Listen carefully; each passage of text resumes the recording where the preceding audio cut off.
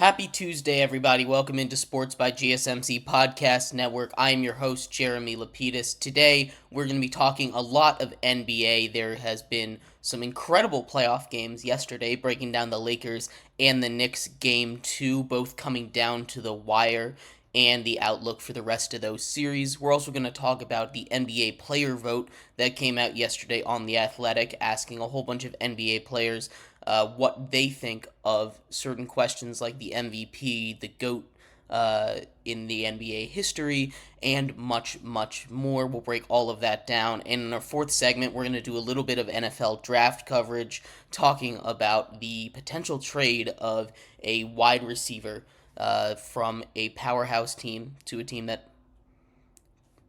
could really use a wide receiver to give them a leg up in a tough division. So we'll talk about all of that, but before we get into it, remember, if you would like to be an even bigger part of the show than you already are, all you need to do is go to gsmcpodcast.net. Leave a tip or donation at that link on the screen right now, gsmcpodcast.net. If you leave a message, that message will pop up on the bottom of the screen. We'll have a little discussion about what you had to say. All you need to do is go to that link. Once again, that link is gsmcpodcast.net. You can control what we talk about here on the show. Appreciate anything that you do give. We appreciate you all for tuning in and listening. But like I was saying, we have a lot to cover, a lot of great playoffs. And we're going to start out west. Our first buzzer beater of the NBA playoffs happened, and it was a great one. The Lakers lose in heartbreaking fashion to the Denver Nuggets on Jamaal Murray's fadeaway jumper at the buzzer to put the Nuggets up 2-0. The Nuggets, I don't know if this is their game plan. I don't know if they just are taking the Lakers too lightly. But this is the second game in a row where they have come out sluggish and lethargic and slow, and it hasn't mattered. This was as close as you can possibly cut it if you are the Nuggets. You were down by 20 plus points. You make a huge comeback in the second half, and you get bailed out by the best player on the planet and one of the greatest tandems in the entire league. The way that Jamaal Murray and Jokic can work off each other is what makes that team so special. It's just a little concerning to me, especially against a good Lakers team. This team, without although they are a 7 seed, they are still very good. You know, you have LeBron James, you have Anthony Davis, you have Austin Reeves, you have D'Angelo Russell, you have a pretty solid set of supporting cast with Rui Hachimura and all these guys. So it's not a bad lineup by any stretch of the imaginations. But when you are running into a team like Denver, the Lakers can't continue to go on these runs, and they've been, to all credit to the Lakers, they've been starting off these games hot. They were up huge. They were up by double digits for almost the entire first half. They couldn't hold it, and it's tough to hold it against a team like Denver. But what happens when especially in the third quarter of these last two games for the Lakers, has been a whole bunch of nothing. You know, they've been building these huge leads and then giving them up, and then Denver just crawls its way back into the game slowly and surely because they aren't concerned. They don't get fazed by whatever the Lakers are doing, and the Lakers seemingly run out of that passion, that energy once they get up big.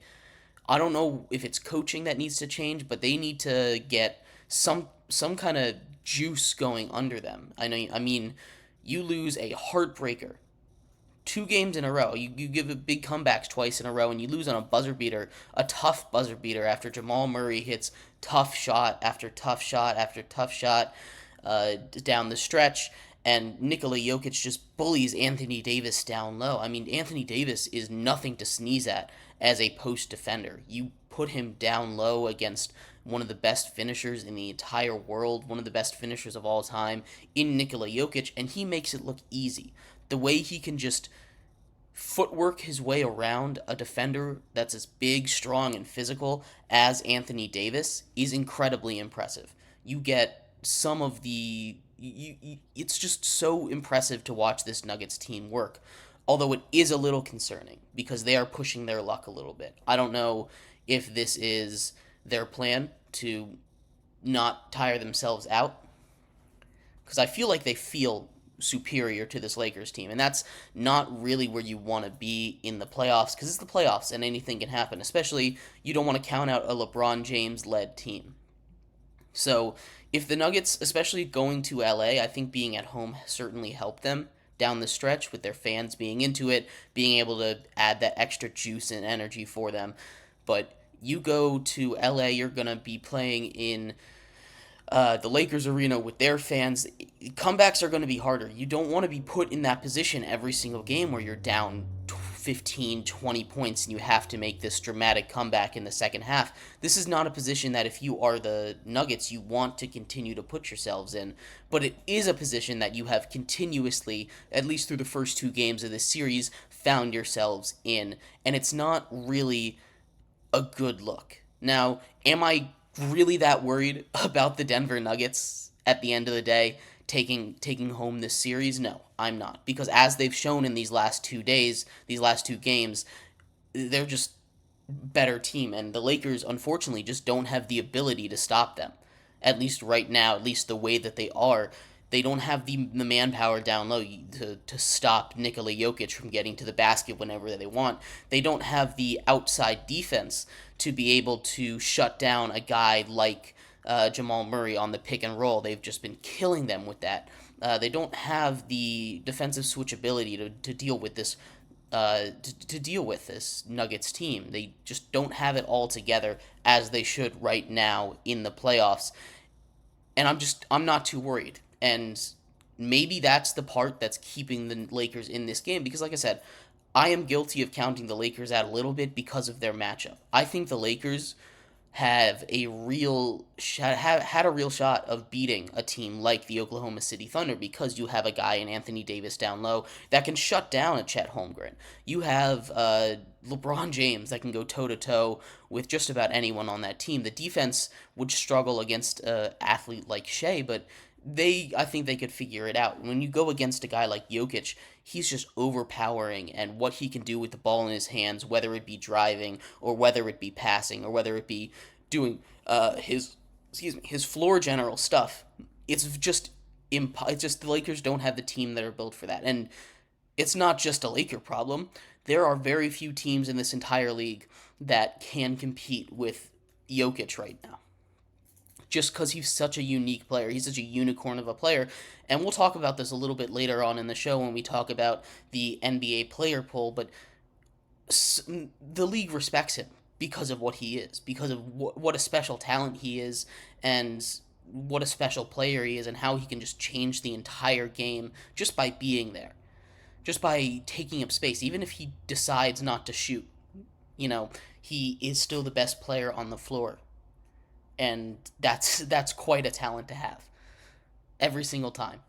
Jokic is just really hard to stop, but it was a great game. The Lakers lose heartbreaking fashion. If they can't pull this game 2 out, I'm worried it's going to be a sweep. And again, I'm not trying to slander on the Lakers here, but I just think the Nuggets are a nightmare matchup for them. The Nuggets are a nightmare matchup for just about every team in the entire league, and I expect them to win the championship again because of just because of Jokic, really. He really is that valuable of an asset when he's there, when he decides to be aggressive. You saw what happened in the second half when he started being aggressive and driving to the lane and not being as passive. It completely flipped the entire way the game was going.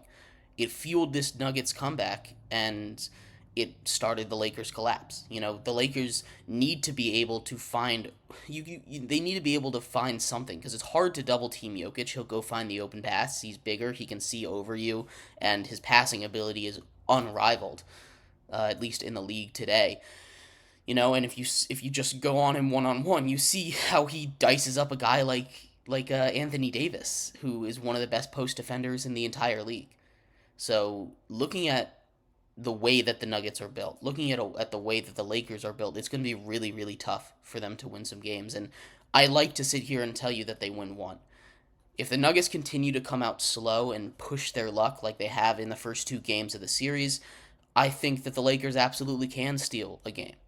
But a series with the way that Nuggets have been able to crawl back and look kind of unfazed over everything, definitely not looking good for the Lakers. It's a 4 or 5 game series at this point, unless some kind of huge momentum shift we see in Game 3 as they get home starts to happen. I just don't see a way that the Lakers win this series, and it's quite unfortunate because, like I said, this is a really good Lakers team. The core of Anthony Davis and LeBron James is nothing to scoff at. It's very impressive how they were able to build a team around those two guys, especially with the financial situations they were in earlier. They were able to get really quality depth around those two guys. So it's good on the Lakers. It's tough running into Nikola Jokic and the Nuggets 2 years in a row. And there's unfortunately not a lot you can do about that. But anyway, in our next segment coming up, we are going to talk about the New York Knicks and their nail biter against Joel Embiid and the 76ers. So we will break down that game too, as well as some quotes from after the game and the fallout from that, and take a look at that series. Stick around. We'll be right back on Sports by GSMC Podcast Network.